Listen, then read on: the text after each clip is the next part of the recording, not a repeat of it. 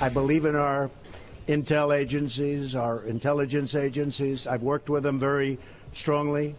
Now, President Trump saying it as bluntly as he could. He is praising the intelligence community and walking back those controversial comments about Russian President Vladimir Putin. You know, the president telling reporters yesterday that he believes Putin really means it when he says that Russia did not meddle in last year's election, that Putin believes that. But U.S. intel agencies agree that Russia did interfere in a presidential election. And today, two top former intelligence chiefs, well, they fired back at the president. It's very clear that the Russians interfered in the election, and it's still puzzling as to why Mr. Trump does not acknowledge that and embrace it, and also push back hard against Mr. Putin. The Russian threat to our democracy and our democratic foundations is real. And oh, by the way, the Russians are in abject violation of the INF Treaty, the Intermediate Nuclear Forces Treaty.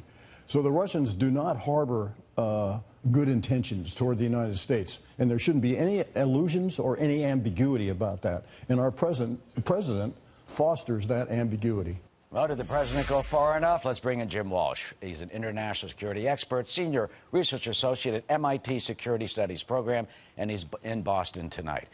Jim, do you think, I mean, he was pretty clear. He said, I side with the intelligence agencies. Yes. Should he have said more, or is that enough?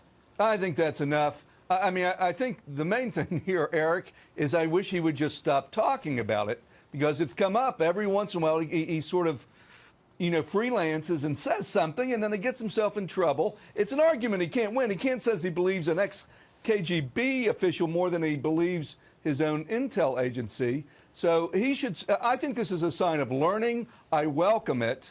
And so I think it's enough. But, you know, I have some feelings about the criticism, too. I'm not entirely comfortable with that. Well, you talk about the criticism. John Brennan says, quote, he's being played, saying that about the president of the United States. A Clapper saying he's given Putin a pass.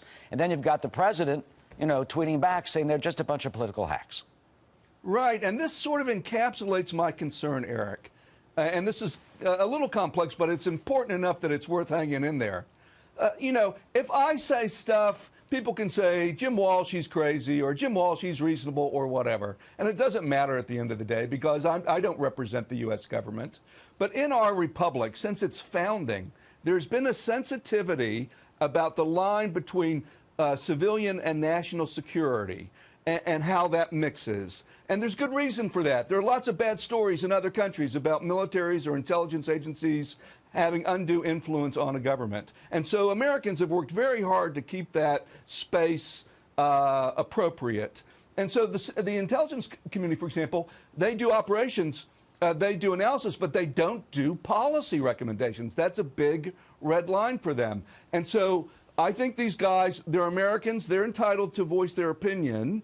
But like a lot of thoughtful generals over the years, I've encouraged them to think about how far they're pushing this, because what can happen is a politicization of the national security establishment, of the intelligence community, and that could really hurt us down the line as a democracy. So I agree with much of their criticism today, but I really think they need to think carefully about what their role is and about the legacy, and for them to be as cautious outside of government as they were in government. Well, you know about the criticisms of the so-called deep state and what has been said to the politicization of intelligence assessments and this sort of thing. So you're basically saying to both sides, cool it. Yeah, exactly. I think the deep state thing is way overrepresented, but that's what, but that articulates, that fear articulates what's in play and why you want to be prudent when it comes to the balance of civilians and their job and the national security community and their job. And so I can say crazy stuff on TV, and that's perfectly fine, because people aren't going to associate that with the fact that, you know, which I haven't ever worked for an intelligence agency. I think that's a really precious commodity that everyone ought to try to preserve and not see this get politicized. Yeah, and finally, I mean, does the president have a point when he sits there with, and he said, you know, how many times they're going to argue with him? I mean, how, you know, yes, no, yes, no, yes, no, yes, no. What do you do? Does the president look at broader global security issues like Syria, the starvation by Assad of his own people, like Iran, North Korea, and the threats that we face?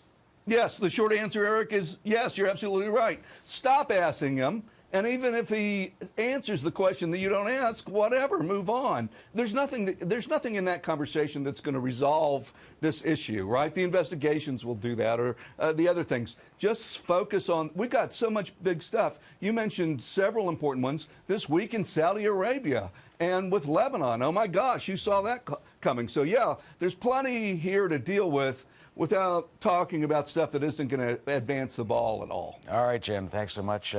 Sage advice for some stability. Thank you. Thanks, Eric. Take care.